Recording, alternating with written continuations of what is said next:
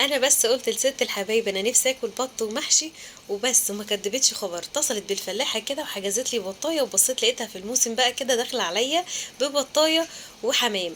بط وحمام يا ماما، او بط وحمام بالف هنا وشفا.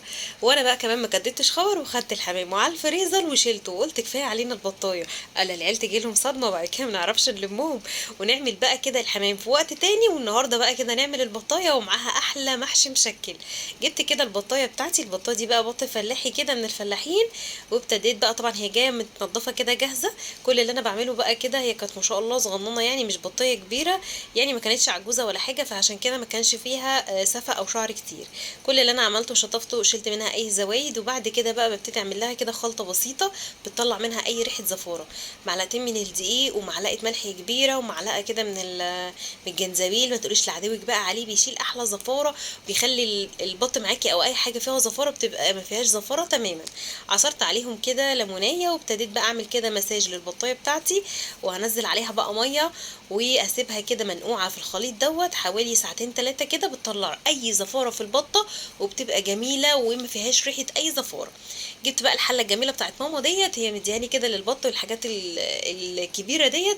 وابتديت كده احط فيها معلقه من السمنه البلدي، وادي صدمه للبطايه بتاعتي على الوشين. وكنت محضره بصلايه وطماطمايه وجزرايه كده، والتوابل بتاعتي بقى بفلفل اسود، على ورقتين لورا، على حبه 2 حبهان.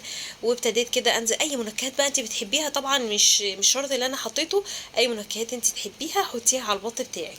واهم حاجه بقى تنزلي بالميه تكون مغليه بالشكل اللي انت شايفاه ده بعد ما اديتي صدمه للبطايه. وهتسيبيها بقى كده تغلي. مجرد ما غليت ببص تلاقيها طلعت بقى كل الريم اللي كان فيها، واحده واحده كده، وببتدي اشيله بالمعلقه علشان الشوربه بتاعتي تبقى رايقه وطعمها حلو، ما يبقاش فيها برضو اي زفاره، لان كل الريم دوت بيبقى عباره عن زفاره ايه، او اللي متبقي من زفاره البطايه. البطايه بتاعتي كانت نظيفه، ما كانش فيها شعر خالص، بس ايه برضو فيها ايه زفاره، لان البط معروف انه زفر. سبته لحد كده مستوى. عرفت منين انه استوى؟ لقيت الجناح بتاعي كده ابتدى ان هو يسيب العظم، او العظم بتاعي بان. وبعد كده اديته الملح بتاعه وزودته ميه طبعا، عشان انا بقى ايه عايزه شوربه علشان اعرف اعمل المحشي بتاعي. فكان الود ودي ان انا اجيب ايه الاوضه كده واملى عليها شوربه زي ما بيقولوا. كنت محضره المحشي بتاعي، كلنا شاطرين طبعا وبنعرف نعمل محشي وخلطه محشي كويس قوي. كنت محضره بس المحشي عشان ما رضيتش ايه ان انا اعمله معاكم في الفيديو عشان ما يطولش عليكم. ومعانا هنا كمان ورق عنب، ومعانا كرنب، ومعانا فلفل بقى وبتنجان وكوسه وفلفل رومي على فلفل حامي، محشي مشكل ما خليناش.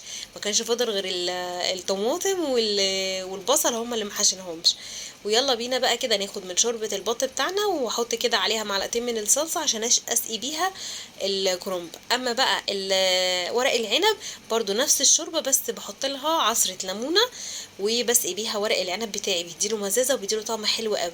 اما بقى الفلفل والبتنجان من غير اي افتكاسة، هو كده شوربة على طول. هنحطها في الفلفل والبتنجان والكوسة بتاعتنا، ونولع بقى على المحشي بتاعنا. وكده هنا البطايه بتاعتي جميله استوت. مش عارفه ليه هي كده حد مرفعها كده، رفع لي دراعاتها ليه، اللي حصل لها في الشوربه مش فاهمه بصراحه. كل اللي انا بعمله بقى كده بفتح فيها فتحات عشان تبقى حاجه كده شبه المطاعم. وهديها دلوقتي كده خلطه حلوه قوي، هتديها لون جميل. معلقه كده من الصلصه وعليها معلقه من السمنه البلدي، عصره ليمونه عشان تديني مزازه. وبقلب كل الخلطه كده مع بعضها. وهجيب فرشه بقى وادهن البطايه بتاعتي الجميله بالشكل اللي انتوا شايفينه دوت. عايزين بقى كده نحتفل بيها طبعا على راس السفره زي ما بيقولوا، فلازم تبقى شكلها حلو كده ولايق بالمحشي اللي احنا عاملينه. عملت بقى حبه سمبوسك، تعالوا بقى نعملهم سوا. بصوا بقى مطتهم بجد حشوه سهله وبسيطه، تعالوا نشوفها مع بعض دلوقتي. بصوا ما شاء الله جميله ازاي. عايزه اقول لكم بقى دي الانقاذ بتاعكم كده، لما يكون مش عندكم لحمه مفرومه او اي حاجه وحابين ان انتوا تعملوا سمبوسه، او تزودوا طبق على السفره بتاعكم، او تعملوا صنف زياده يعني. فهتجيبي لفه سمبوسك، وكل اللي انت هتعمليه هتحطي عليها كده حبه جبن.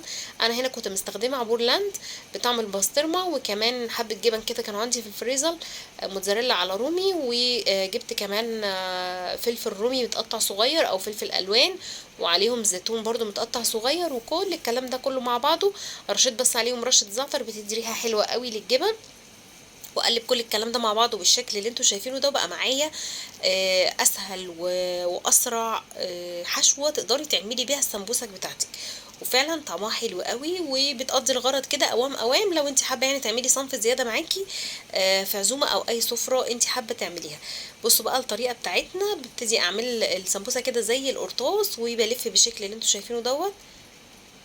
وطبعا الخلطه بتاعتنا كلنا عارفينها، بتبقى معلقه دقيق على معلقه ميه علشان اقفل بيها السمبوسك بتاعتي. بصوا الطريقه دي بتبقى سهله جدا، بعملها كده شبيه للقرطاس، وببتدي بقى مره كده ومن الناحيه دي مره الناحيه دي لحد ما بتخلص معايا، وبقفلها بالخليط اللي انا عملته. والمحشي بتاعي استوى وابتديت كده اطلعه على الصينيه. بجد بجد اكله عظيمه، وتسلم ايدك يا ماما وربنا يبارك لي فيك يا رب. وانتظروا بقى الحمام في وصفه جديده.